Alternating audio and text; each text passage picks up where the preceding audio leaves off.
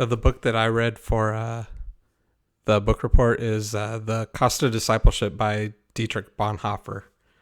Um, in it, he outlines his view on what it means to actually live the life of a disciple, particularly in views of the grace and the cross, and that Jesus purchased with his blood. His main thesis of the book, I think, can be summarized up by stating that the cost of a disciple of salvation, or another way of saying salvation is grace, is priceless. So we need to live lives worthy of that grace. And we can see this in a couple points that he makes. The first point that Bonhoeffer really makes is that we have cheapened grace. And he's not just saying that us in the modern age, but he's really saying that throughout history, grace has been cheapened by the way we live. One good quote that he has is, cheap grace means that there's justification of sin without justification of the sinner. So he's not saying that Christ died to make sin worthy of heaven, but he's saying that really Christ died so that we could be justified in spite of our sin.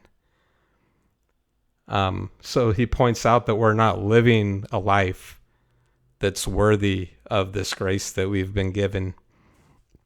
So he says there has to be a transformation of the way we live. We can't just get along. We just can't get by with the old ways and the things that we were doing in the past. But it has to be a completely new way of looking at and how we live our lives. The second point really is that discipleship calls for total obedience in the way that we live out our lives. It can't waver. It can't hesitate. And he points out a few different ways we can look at this. And the first, he illustrates this by the calling of Levi, also known as Matthew, when he says that Jesus just looked at him as he's sitting behind his desk as a tax collector, and he says, "Follow me." And Levi doesn't even question who Jesus is at this point. He just immediately gets up, leaves everything behind. He doesn't worry about what's going to happen with the taxes or whatever he's doing, whatever his responsibilities are, whether he has family. We don't see any of that. We just see an immediate response of his willingness to obey the call of God. And then he contrasts this with Luke chapter 9 and the later part of it, where three people come up to Jesus and say, "Hey, I want to follow you." And each time Jesus says, "Look,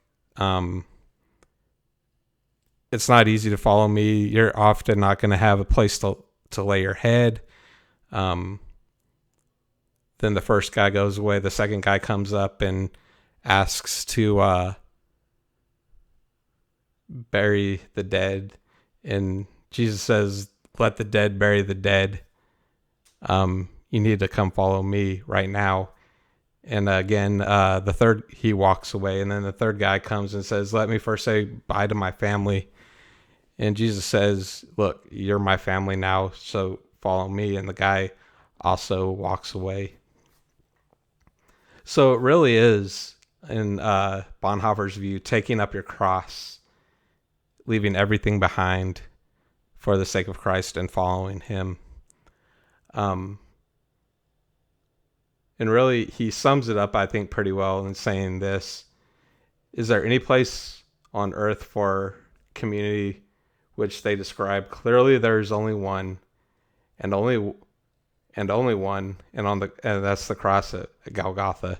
So he's really telling us that if we're going to live a life of a disciple, then it's all about the cross. It's all about working towards God's plan in everything that we do.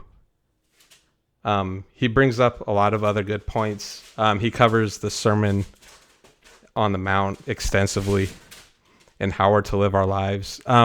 He also, towards the later part of the book, brings up a lot of philosophies that the Lutheran Church in particular holds to that Pentecostals probably wouldn't, such as baptism and communion, both imparting or being necessary for for salvation, which stands in contrast to kind of how we look at things. But other than that, the book was really good. It calls you to task, really, and it puts things into perspective of, hey, and it makes you question, am I truly living a life of a disciple? Or is there things that I need to reevaluate and see what I can improve on? Thank you.